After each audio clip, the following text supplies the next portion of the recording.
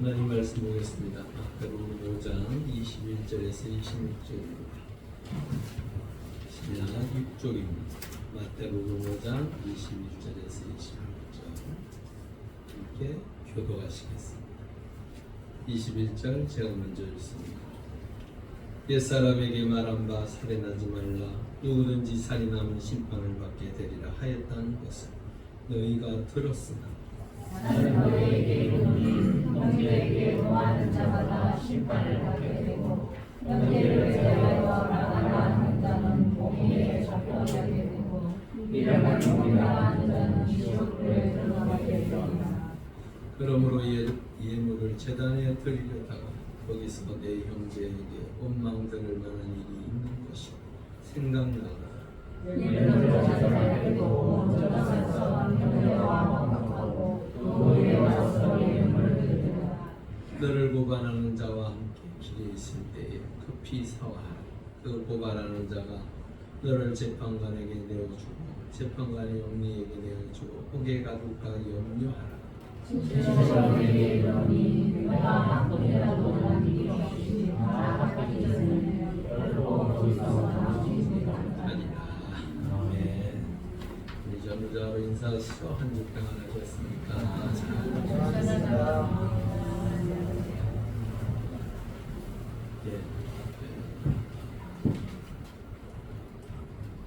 오늘 말씀을 보면요, 살인하지 말라. 그 일반인들에게 있어서 이 살인하지 말라는 말이 맞습니까? 맞습니까? 보통의 사람들은 살인을 저지르지 않죠. 기본적으로 맞죠? 살인 사건은 나면 방송에도 보도가 되고 또한 재판 때에 그 잔인도 했던 그 상황들을 이야기하면서 살인범을 요즘은 얼굴을 공개하느니 마느니 하기까지 하잖아요. 그렇단 얘기는 우리 주변에 그렇게 살인이라는 게 쉬운 건 아닌 것 같아요. 그렇게 자주 일어나고 사람들에게 그렇게 큰 매일같이 두려워하고 염려하고 걱정해야 할 일은 아닌 것 같아요. 우리 주변에만 보더라도 살인사건은 거의 일어나지 않습니다. 맞죠? 우리 주변에 그런 일이 어쩌다가 한번 저 먼 곳에서 들려지는 얘기들, 그런 일이 있었더라. 그 다음에 방송에서 나온 이야기들을 들으면서 살인사건이 있었고 어떻게 저렇게 할 수 있을까. 근데 오늘 주님께서 그 살인이라는 말을 언급하셨어요. 살인하지 말라. 살인하지 말라는 어디에 나와 있습니까? 십계명에 나와 있어요. 주님께서 이 살인하지 말라는 말을 끄집어내면서 주님께서 말씀하시고자 하는 의도는 과연 무엇일까? 오늘 그 이야기를 하려고 합니다. 또한 당시의 시대 상황과 그들의 생각은 어떠했는가? 그들의 삶의 자리에서 살인 사건은 지금과 같이 비일비재, 지금과 같은 상황일 건데 그들은 이 살인 사건의 살인에 대해서 어떤 생각을 가지고 있을까? 그리고 주님께서 새로운 이야기를 끄집어내면서 달리 해석하는 것을 보게 됩니다. 그러면 도무지 우리의 삶의 자리에서 살인은 별로 그렇게 가깝지 않은데 그 이야기를 끄집어내면서 또 다른 해석을 붙이시면서 하나님 앞에서의 무엇이 먼저인지를 언급하고 있습니다. 당시의 사람들로서는 이게 아주 파격적인 일이에요. 그건 이제 들어가서 볼 거고요. 결론은 본질을 볼 줄 알아야 돼요. 하나님께서 주신 십계명에 살인하지 말라라고 하는 것이 과연 무엇을 말씀하시고자 우리에게 그러한 이야기를 하실까? 그 이야기를 오늘 함께 하고자. 출애굽기 20장 13절 우리 한번 읽어볼까요? 살인하지 말라. 신명기 5장 17절에 보면 살인하지 말라. 똑같아요, 이 문구가. 더하지도 덜하지도 않고 딱 요 문구만 있어요.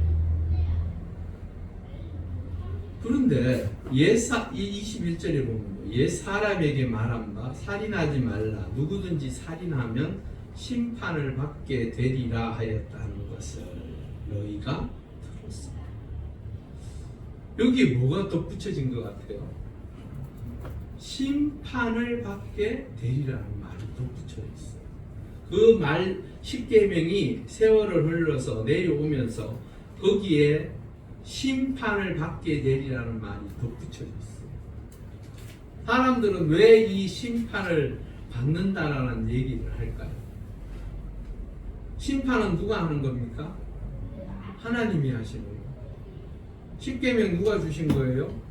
하나님이 주신 거예요. 그런데 그들이 세월을 흘러 내려오면서 살인하면 심판을 받는다는 얘기를 덧붙이면서 그것들이 점점점 시대 상황적으로 변질되기 시작했습니다. 살인은 저지르지 않았지만 거기에 준하는 일들을 자신들은 행하기 시작했습니다. 그런 가운데에 심판의 이야기를 꼬집어 드리면서 무엇이 더 경중인지를 따지기 시작했습니다. 우리 왜 법정에서 형들을 이렇게 때리는 거 보면 조금씩 차이가 있지요. 그 기준이 어느 정도는 있는데 그 기준에 제가 보니까 이렇게 차이들이 있더라고요. 그러면 누구는 말을 잘해서 그 형량을 줄이고, 누구는 돈이 많아서 그 형량을 줄이고, 누구는 돈이 없어서 그 형량을 줄이지 못해서 꽉 찬 그 형량을 받아드는 경우도 있더라고요. 여러분, 하나님께서는 우리에게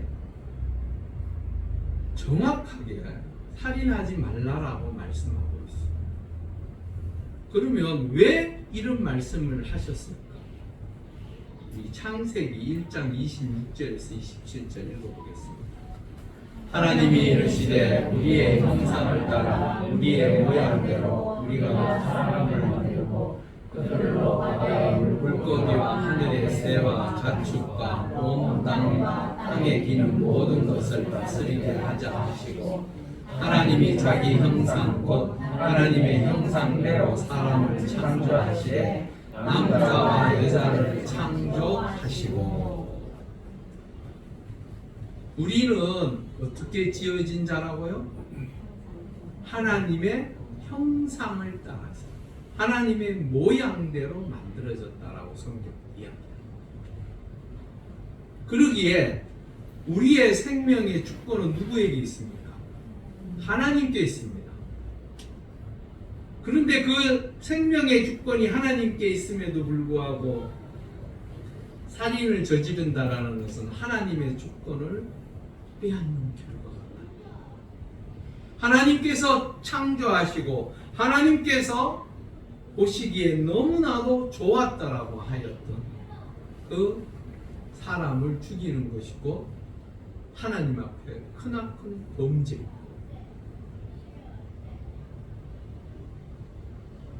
중요한 것은요, 살인도 안 되지만 스스로 목숨을 끊는 것도 안 돼요. 그걸 우리는 뭐라고 합니까? 자살이라고. 자살은 스스로가 목숨을 끊는 것을 자살이라고 합니다. 근데 하나님께서 지으신 우리 형상은 우리 마음대로 할 수 없다라는 거예요. 그런데요, 갑자기 주님께서 이 이야기를 끄집어내 놓으시면 22절에 이렇게 말씀하세요. 나는 너희에게 이르노니 형제에게 노하는 자마다 심판을 받게 되고 형제를 대하여 나가라 하는 자는 공회에 잡혀가게 되고 미련한 놈이라 하는 자는 지옥불에 들어가게 되리라. 아, 이게 무슨 말입니까? 갑자기 살인 얘기를 하시다가 22절에 완전히 지금 다른 이야기를 하고 계세요. 주님이 말씀하시는 이 의도는 도대체 무엇일까?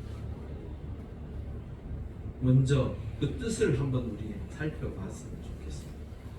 노하는 자. 노하는 자는 악의를 가지고 감정적으로 대하는 자. 여기서요, 우리가 보통 노하고 분노하고 화내고 막 이러잖아요. 그랬을 때에 어떠한 상황이 나한테 너무나도 힘들고 보기에 너무나도 화가 나서 분노하는 것, 이것하고요, 여기에 지금 원어적인 의미가 담겨있는 악이라는 표현과는 다르죠? 우리가 보통 어떠한 상황에 대해서 막 분노하고 화낼 때에 그것이 내 뜻대로 내 하고 싶은 대로 되지 않아서 때로는 화를 내기도 하지만 거기에 악감정을 품고 분노하고 원망하고 그러지는 않잖아요. 여기서 분명하게 주님께서 말씀하시는 것은 악의를 가지고 노하는 자를 이야기합니다. 본질적인 문제에 대해서 지금 얘기하는 거예요. 여러분, 우리는 때로는 화가 날 때가 있습니까? 없습니까? 있습니다. 화가 날 때가 있습니다. 왜 없겠습니까? 누구나 다 화가 날 수 있죠. 그런데 그 안에서 악의를 가지고 화내는 경우는 많습니까? 적습니까? 제가 볼 때는 그렇게 악의를 가지고 화내는 사람은 별로 없는 것 같아요. 그 순간 화를 참지 못해서 분출할 뿐이지 특별히 거기에 악의를 가지고 그런데요. 두 번째로 넘어가면 또 말이 조금 또 달라져요. 노하는 자마다 심판을 받는다라고 하고 라가라 하는 자, 라가라고 할 때 이 라가의 언어적인 의미는 멍청이 또한 인격을 모독하는 말을 이야기합니다. 여기에는 조금 뭔가 감정적인 게 섞여 있죠. 뭔지 모르게 그 사람을 무시하고 그 사람을 어떻게 한번 해보고자 하는 그런 막 마음속에서 막 올라오는 그런 게 있어 보이죠. 그런 자에게는 공의에 잡힌다고 해요. 여기는 갑자기 조금 낮아졌는데 그 다음번이 아주 심각한 문제입니다. 그 다음번에 하는 말이 미련한 놈이다. 미련.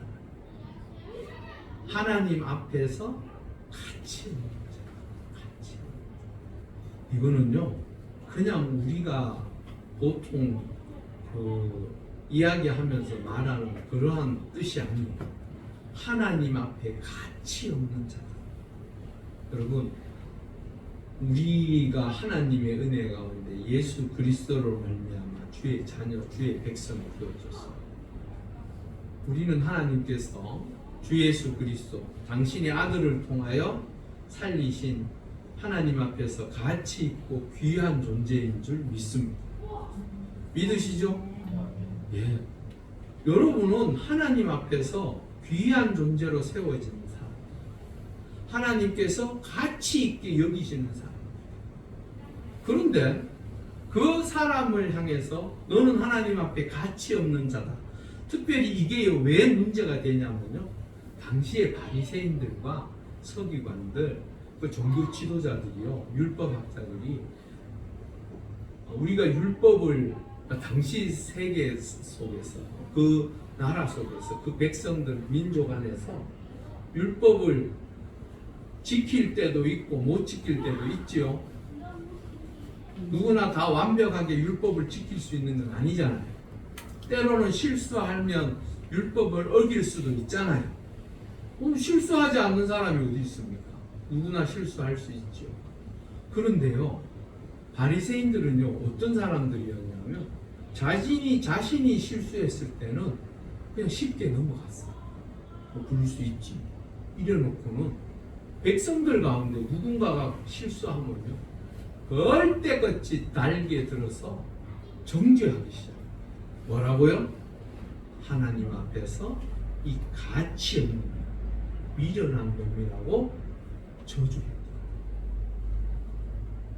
이런 자에게 주님은 어디에 간다고요?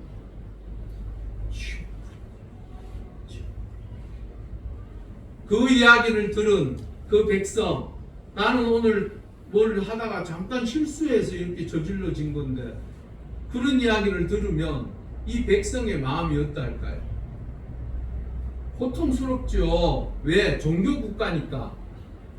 하나님을 믿지 아니하고 하나님의 말씀 앞에 살지 아니하면 그 땅에서 살기가 쉽지 않은 시대였어요. 당시 시대 상황. 그런데 나보고 하나님 앞에 가치 없는 자라고 여기면 나는 뭐가 되는 겁니까? 하나님의 백성이 되지 않는, 될 수 없는 거. 하나님께서 귀하게 여기고 하나님께서 아름답다고 여기는 그 백성을 향해서 자신들이 아무렇게나 정죄하는 것. 주님께서는 그걸 보시고 분노하셨어요. 여러분, 주의 백성들, 주의 자녀들은 이 주님의 뜻을 잘 분별하시고 깨달으셔야 돼요. 특별히 우리의 언어 생활로 인하여 범죄할 수 있으면 우리는 깨달아야 해요. 때로는 분노하고 화내고 내 속에서 그러한 것들이 막 올라온다 할지라도 제일 중요한 것은 그 선을 지킬 줄 알아요. 하나님 앞에서 그 선을 지키지 못하면 오늘 주님께서 하시는 말씀과 같이 지옥불로 들어갑니다. 분노를 잘 다스리실 수 있게 바랍니다. 분노는 언어하고 밀접한 관계가 있고 감정하고 관계가 있습니다. 대표적인 한 사람이 있습니다. 우리 읽어보겠습니다. 창세기 4장 6절에서 7절입니다. 읽어보겠습니다. 여호와께서 가인에게 이르시되 안색이 변하면 어찌 되느냐? 내가 선을 행하면 어찌 낯을 들지 못하겠느냐? 선을 행하지 아니하면 죄가 문에 엎드려 있으니라. 그러나 너는 죄를 다스릴지니라. 아멘. 가인과 아벨에 대한 이야기를 우리는 너무나도 잘 알고 있습니다. 똑같이 하나님 앞에 제사 지냈습니다. 그런데 아벨의 제사는 하나님께서 불을 내리셔서 흡양에 가셨어요. 받으셨어요. 불을 내렸는지 안 내렸는지는 성경에 기록이 없습니다. 제가 볼 때는 보통 하나님께서 흡양에 받으셨다라는 그 표현이 보통 불이 내려와서 살라가기에 그렇게 표현하는 거죠. 자, 아벨의 것은 받아서 갔습니다. 근데 가인의 것은 하나님께서 응답하시지 않으셨어요.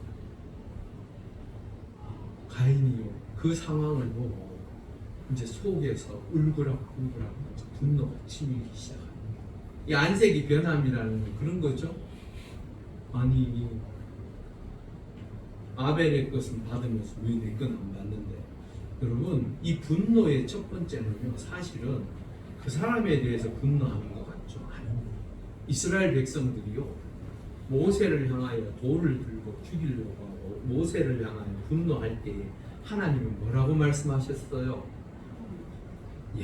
모세에게 한 게 아니라 나에게 한 것이라고 이야기하셨어요.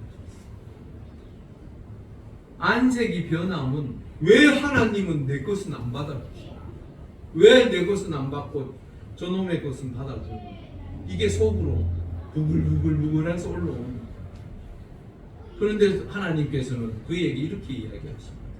네가 선을 행하면 어찌 낯을 들지 못하겠느냐. 선을 행했다는 얘기예요? 안 행했다는 거예요? 행하지 않았다라는 거죠. 하나님 앞에 제사 지낼 때, 하나님 앞에 예배할 때 선을 행하지 아니하고 악을 행하면서 하나님이 받아주기를 원하시면 그것은 잘못된 거죠. 여러분, 우리의 삶의 자리에 하나님 앞에 나올 때 우리의 죄를 회개하며 하나님 앞에 예배 올려드리는 거 중요합니다. 하지만 내 삶의 자리에서 믿음의 삶을 통하여 하나님의 거룩한 뜻을 이루기 위하여 예배를 준비하며 그 예배 가운데 임해야지, 내 세상에서 내 할 것 다 하고 하나님 앞에 나온다고 해서 그게 옳은 것이 아닙니다. 하나님은 그의 악함을 보시고 그렇게 말씀하세요. 그러면서 뭐라고 말하십니까? 죄가 너를 원하나 너는 죄를 어떻게 하라고요? 다스리라. 이 다스리라는 말이 무슨 뜻입니까? 내 속에서 분노가 치밀어서 화가 나고 짜증이 나고 불평이 있더라도 내 스스로가 그 죄를 다스려야 한다. 끝내는 다스리지 못함으로 인하여 어떤 일이 벌어집니까? 살인사건. 인류 최초의 살인사건. 여러분, 분노 조절의 실패가 끝내는 동생을 죽이고 맙니다. 그렇다면 가인은 그 분노를 제대로 조절하지 못했어요. 그러기에 그 분노는 일으키지 말아야 할 것을 일으킴으로 끝내는 죄를 짓고 말았습니다. 그러면 우리는 절대로 분노하면 안 됩니까? 한번 물어봅시다. 여러분, 우리의 삶의 자리에 때로 분노할 때가 있습니까? 없습니까? 있지요. 왜 없겠어요? 얼마나 많겠어요? 분노할 수 있습니다.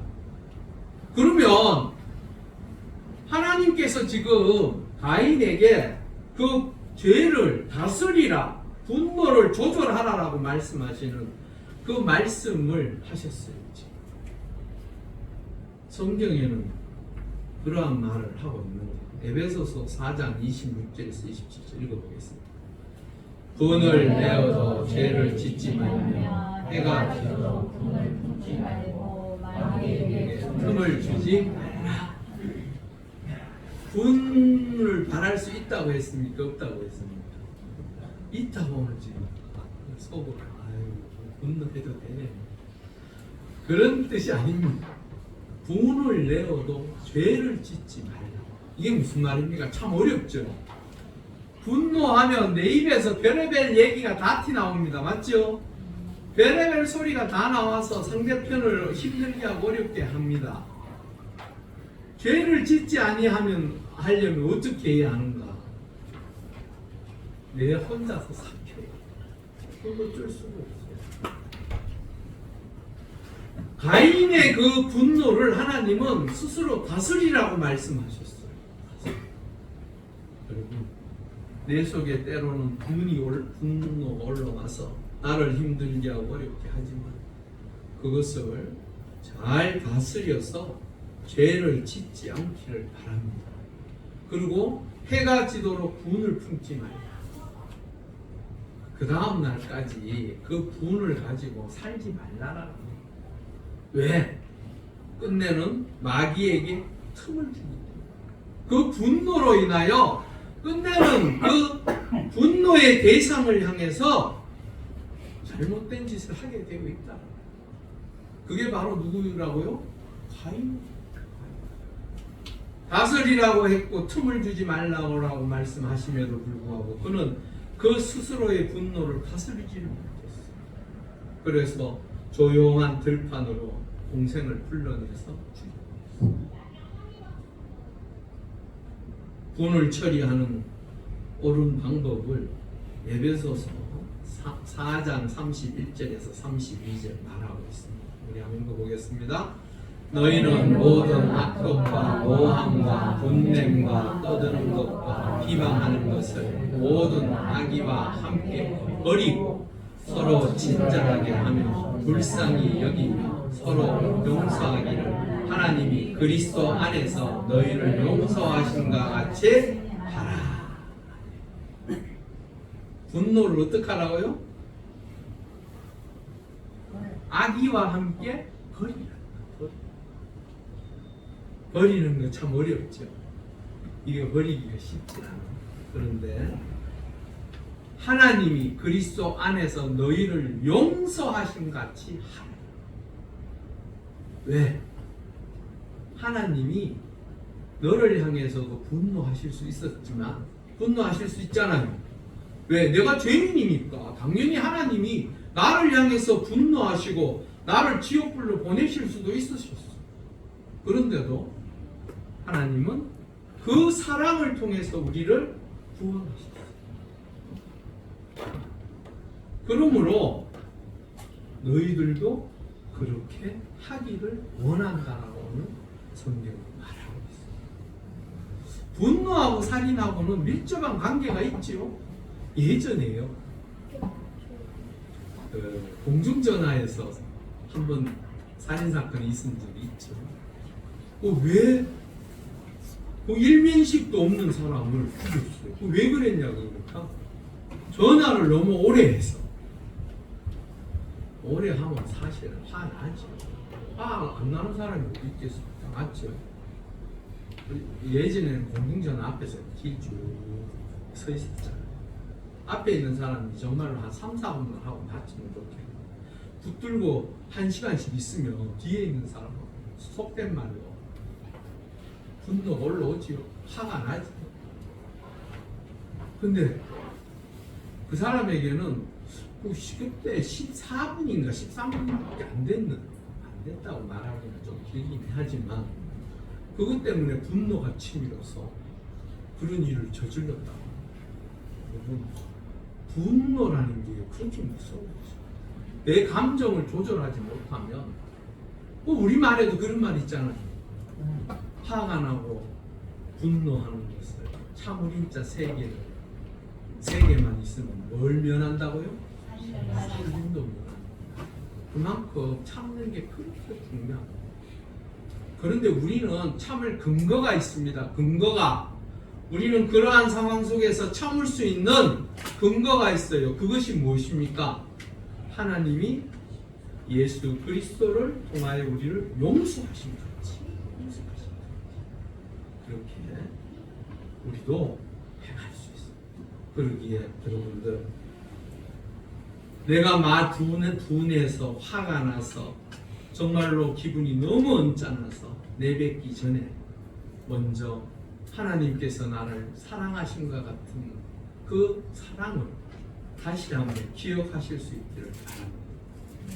증오와 분노를 해결하지 못하면 주님은 어디까지 끌고 가시냐면요, 예배의 문제까지도 지장이 있음을 이야기하고 있습니다. 23절에 보니까 이렇게 말씀하세요. 그러므로 예물을 제단에 드리려다가 거기서 내 형제에게 원망 들을 만한 일이 있는 것이 생각나거든. 예물을 제단 앞에 두고 먼저 가서 형제와 화목하고 그 후에 와서 예물을 드리라.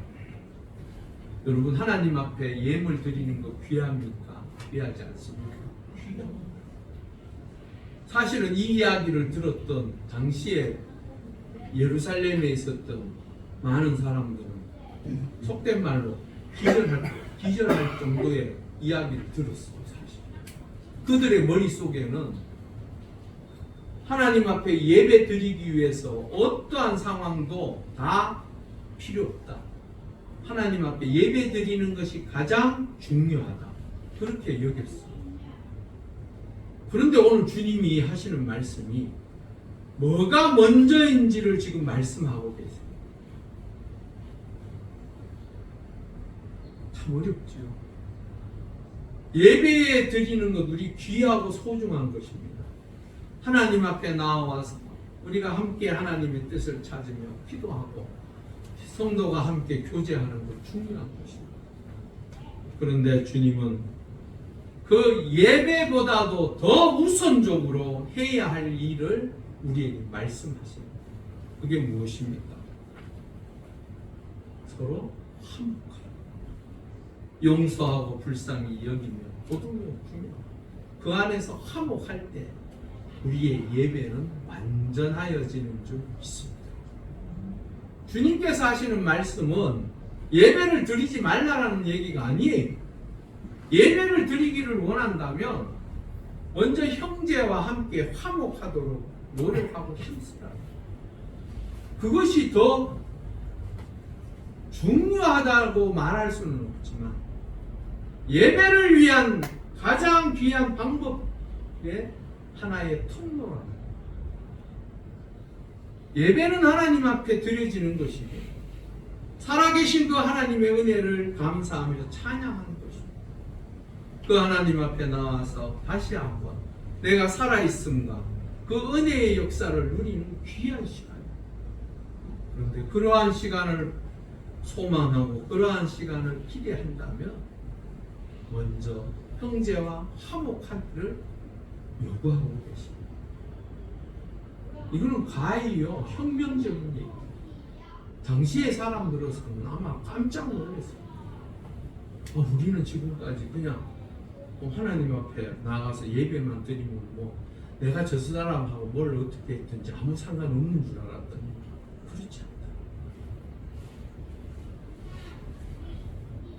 우리의 예배가 하나님의 은혜 가운데 진정 귀하고 복된 예배가 되기 위하여 우리 형제 자매와 또한 우리의 공동체 안에서 날마다 용서하며 불쌍히 여기 서로 사랑하며 살아가실 수 있기를 바랍니다.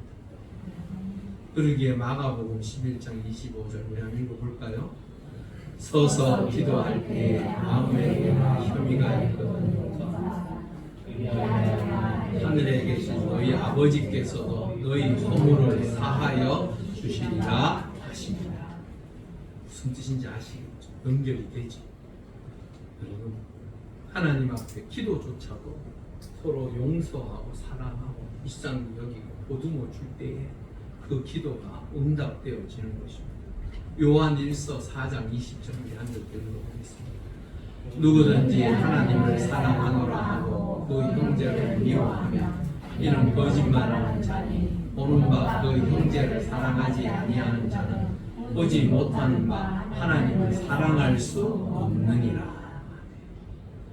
예배에 나와 하나님 앞에 우리의 마음을 쏟고 우리의 생각을 하나님 앞에 드릴 때 우리가 어떻게 하는 것이 하나님께서 기쁘게 받으시는 것인지 바로 그 사랑을 덧입은 자로서 그 감사함으로 기쁨으로 그 사랑을 베풀 때에 하나님과의 관계도 온전하여 질 수 있다는 것입니다. 여러분 사실은 말씀을 들으면서 조금 부딪히는 것이 있을 수도 있습니다. 그런데 성경은 오늘 이 말씀들을 통하여 분명하게 말씀하고 있습니다. 하나님께 예배하는 자는 당신의 사랑을 덧입은 자들이 나와 예배하고 감사함으로 드려지는 것인데 중요한 것은 우리도 그 사랑을 입은 자로서 그 사랑을 베풀고 나누어서 온전하여지기를 원하시는 것이 바로 주님의 뜻입니다. 아시겠죠? 그럴 때에 우리가 예배를 통하여 하나님 앞에 드려지는 것이 하나님께서 받아들이지 흡양하시는 데 있어서 가장 중요한 이야기라는 것입니다. 그리고 마지막으로요 25절에서 26절 말씀은 조금 뜬금없는 것 같은데요 그런데도 굉장히 중요한 의미를 또한 가지고 있습니다. 우리의 삶의 자리에서 25절과 20 이건 무슨 얘기입니까? 누가 고발하고 함께 있을 때에 급히 사과하라. 이거의 진정한 의미는 그 문제로 인하여 시간을 끌지 말고 신속하게 해결하라는 거예요. 여기에 중요한 단어가 뭐냐 그러면 함께 길에 있을 때, 그 다음에 급히라는 단어가 있습니다. 문제가 되고 골치 아픈 것으로 인하여 서로 증오하고 분노해서 법정까지 끌고 가면 누가 잘못했든지 간에 그 재판을 이기기 위하여 죽을 똥 살 똥 싸워야죠. 그건 뭐 당연한 것 아닙니까? 법정으로 간 이상은 죽을 똥 살 똥 싸워야 돼요. 그래야 내가 이기니까. 거기 가기 전까지 급히 함께 있을 때 그 때를 놓치지 말라라는 거예요. 그 때를 놓치지 말고 기회를 통하여 빨리 서로의 관계들을 회복하라. 그래서 하나님께서 기뻐하시는 그 화목한 하나님의 은혜 가운데 주의 백성들이 서로 사랑하고 베풀고 나눔으로 예배가 더욱더 귀해지고 중요한 그 의미의 역사를 누려가라. 여러분, 예배는요 그냥 단지 와서 하나님 앞에 드린다고 앉아있는다라는 것으로 끝나는 게 아니에요. 제가 가인과 아벨에 대한 제사에 대해서 이야기를 하면서 그런 이야기를 했어요. 가인은 자신이 그냥 하나님 앞에 잘 준비해서 드리면 되는 줄 알았어요. 그런데 하나님은 그게 아니에요. 너의 삶의 자리에서 내 형제인 아벨과의 그 관계 속에서 그 아벨이, 제가 저번에 한번 말씀드렸죠. 그 아벨이 있었던 그 시대에는 짐승을 먹을 수가 없습니다. 짐승을 먹기 시작한 건 언제부터였습니까? 예, 홍수 이후에 먹을 수 있었습니다. 오로지 이 동생이 할 수 있는 것은 그 양을 잡아서 그 가죽을 통하여 형과 뭘 해야 돼요? 물물 교환을 해야죠. 형은 농사를 지으니까 서로 먹고 사는 문제가 사실은 아벨에게서는 굉장히 심각한 문제였어요. 그럼에도 불구하고 그 형과의 관계 속에서 얼마나 잘못되었든지 하나님께서 그것을 지적하는 거예요. 예배는요 단 한 시간 드려지는 그걸로 끝나는 게 아니에요. 우리의 삶의 자리에서 한 주를 살면서 그 예배를 준비하며 하나님의 사랑으로 복되게 귀하게 살아가고 준비할 때에 그 한 시간의 예배가 우리에게 있어서 귀하고 복된 예배의 시간이 되어지는 줄 믿습니다. 그렇게 해서 할 때에 오늘 이 살인하지 말라 이 말의 의미가 진짜 우리 속에서 원천적인 본질적인 것부터 문제가 해결되면 이 살인하지 말라 이 말의 의미는 그게 크게 그렇게 중요하지 않습니다. 주님께서 오늘 하시는 말씀은 서로 사랑하면 모든 것이 다 하나님의 은혜 가운데 평화로우며 화목하며 복되게 세워질 것을 주님께서 말씀하시는 거죠. 우리도 먼저 하나님의 은혜 가운데 사랑받고 구원받은 자로서 세상을 향하여 또한 우리의 공동체를 위하여 우리와 함께하는 모든 하나님의 사람들을 위하여 먼저 사랑하고 베풀고 나누고 화목한 그 아름다운 모습들을 가지고 하나님 앞에 나와 예배드리는 자가 되실 수 있게 주의 이름으로 축원합니다. 우리 함께 기도하시겠습니다. 하나님의 은혜 가운데 늘 화목한 그 아름다운 하나님께서 기대하신 사랑을 통하여 우리가 하나님 앞에 나아올 수 있게 형제를 베풀고 사랑하며 나누며 함께할 수 있는 은혜의 역사가 있게 해달라. 우리 함께 한 30초 정도 간절히 기도하시겠습니다. 할렐루야. 아버지 하나님 감사합니다. 하나님의 은혜 가운데 우리에게 기대하시고 우리에게 말씀하시는 그 참된 의미 다시 한번 생각해 봅니다. 우리가 먼저 사랑하게 하여 주시옵소서. 베풀고 나누며 그 은혜의 역사를 함께 해가지고 하나님께서 우리의 예배를 온전히 흡양하여 주시고 그 은총의 역사를 우리에게 더욱 크고 아름답게 베풀어 주실 줄 믿습니다. 아버지 하나님 그 놀라운 사랑을 통해 우리 모두가 하나가 되어지고 하나님의 은혜의 역사를 함께 누려가기에 부족하며 우리 모두가 되게 하여 주시옵소서. 할렐루야. 아버지 하나님 감사합니다. 하나님께서 우리에게 주신 십계명을 돌아보고 어떻게 지키는 것이 어떻게 하는 것이 하나님의 뜻을 따라서 사는 것인지 오늘 주님께서 우리에게 말씀하셨습니다. 먼저 사랑하고 베풀고 나누며 화목할 때에 우리의 삶의 자리에 하나님의 은혜가 더욱더 풍성할 줄 믿습니다. 그 십계명을 지키는 것은 단지 그 문구만을 지키는 것이 아니라 우리 마음과 뜻과 정성을 모두어서 하나님의 뜻을 이루기 위하여 힘쓸 때에 하나님의 은혜의 역사, 이 예배를 통하여 누릴 수 있는 참 기쁨과 감사가 더욱더 충만할 줄 믿습니다. 우리의 삶의 자리를 지키시고 인도하여 주셔서 하나님의 거룩한 뜻을 아름답게 이루어가는 우리 모두가 되게 하여 주시옵소서. 감사합니다. 예수님의 이름으로 간절히 기도 올려옵나이다.